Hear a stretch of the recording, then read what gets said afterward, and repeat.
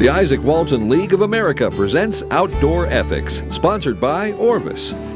There are 2 days left in the deer season, and you take a good shot at a whitetail, but the animal doesn't drop and runs into dense brush country.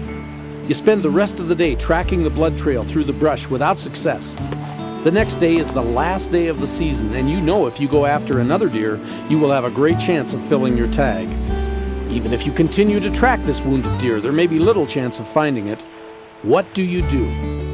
Hi, I'm Bruce Barrett. I'm here with Michael Furtman, outdoor author and conservationist, and Joshua Winchell from the Isaac Walton League. Mike, let's say you've spent some time tracking this animal before nightfall. Are you going to get up the next morning and track it some more?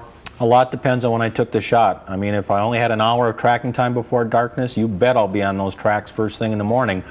But if the shot came at noon and you followed it for 5 or 6 hours, maybe even into darkness using a flashlight, I think a lot of hunters the next day would take another deer, and I wouldn't consider them unethical. Actually, I disagree with you, Mike. I think there are more ethical things to do as long as there's a good blood trail. An ethical hunter is obligated to follow it. A superficial wound can lay down a lot of blood, and that doesn't mean that's a dead deer. Yeah, but you can't know whether the deer is unreachable, if it's dead or alive. You have to follow that trail, and it doesn't even matter if it's the first day of the season or the last day. I'm not saying don't try. I'm saying at some point, you have to make the call. I mean, the biggest buck I ever shot went down like a ton of bricks and ran off. I had good tracking snow, and I followed him for about 5 hours. Pushing it another 5 hours wouldn't have made any difference. That deer was doing fine. Well, it sounds like you two may disagree as to how long you should track the animal, but you both agree that you should track it, and you should do the best job you can. And I think we'd all agree that if you're an ethical hunter, what day the season ends should have nothing to do with it. Right. You're right.